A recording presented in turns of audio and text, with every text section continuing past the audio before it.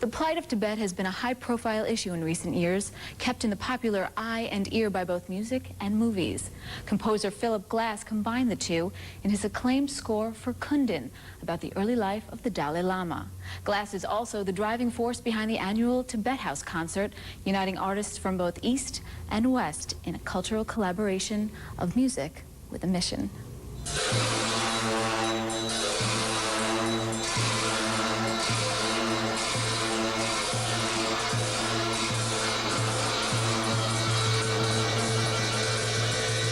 There was an invasion and an occupation of Tibet by China in the early 50s, which is still going on. And part of it with the Cultural Revolution was it destroying a lot of the culture. And Tibetan culture was really almost, it's kind of like the rainforest. I mean, we talk about endangered species and endangered environment, but endangered culture is just as fragile and can be just as heartbreaking to lose.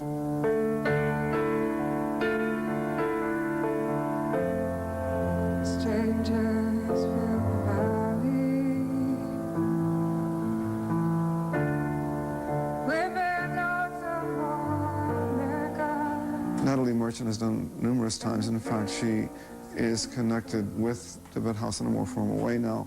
And so we have people who have become familiar with it, first of all, through the cultural mission.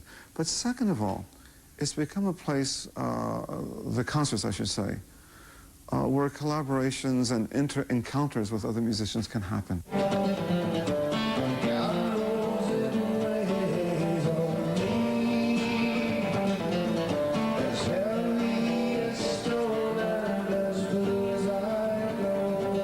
Recording my album, I had a song that I'd written that is a conversation between a man and a woman, and so I needed a leading man.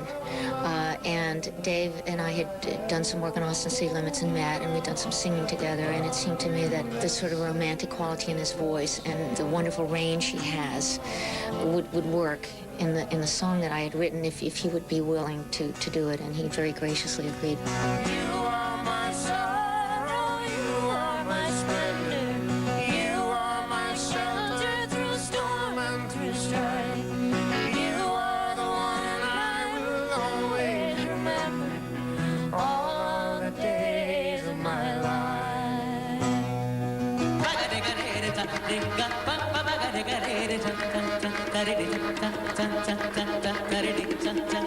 मेरी ज़िंदगी की जितनी performances हैं वो मेरे लिए उतनी ही Well, my all performance in my life are really important, but this is the very important, the reason being we are supporting the cause of culture.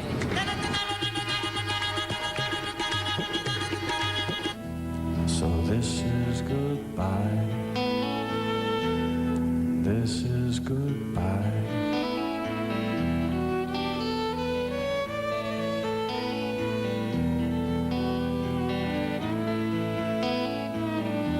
Philip Glass had asked me to do the concert, and he'd also asked David to do the concert, and David lives across the street from me, so he called me up and said, hey, rather than perform separately, why don't we just perform together? And, you know, I think David Bowie's probably the most remarkable musician of the latter half of the 20th century, so if he wants to collaborate, who am I to say no? The little band I've got together is fantastic. It's like an all-star band. I have my old producer, Tony Visconti, playing bass.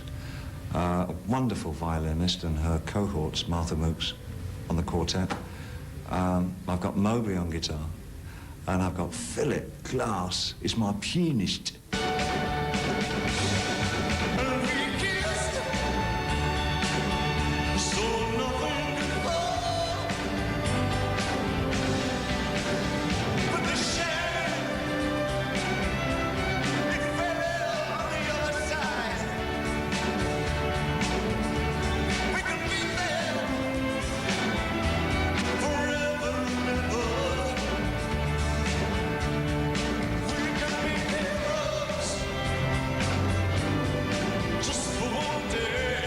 I started reading and getting interested in Tibet around 1962, something like that. When I was a kid, I went to the Buddhist Society in Eccleston Square in London, and I met my first guru, a guy called Chimi Yongdung Rinpoche, and he became a good friend of mine for a few years.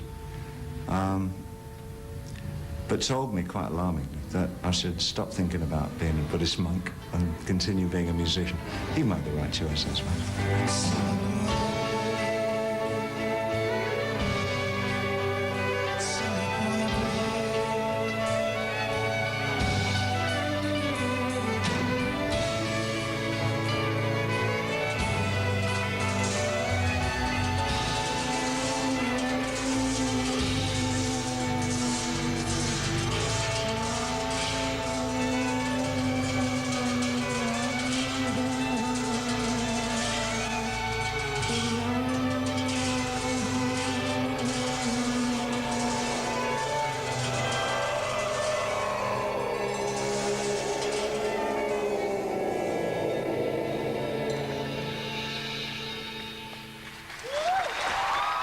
Andrea Mineo in New York. All right, time to catch up with some of the other stories making the music news headlines this week.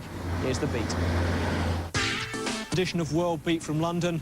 Brooke Alexander will be back next week, but for now, here's a final burst of British talent. Not so much an invasion these days, or a mild insurrection.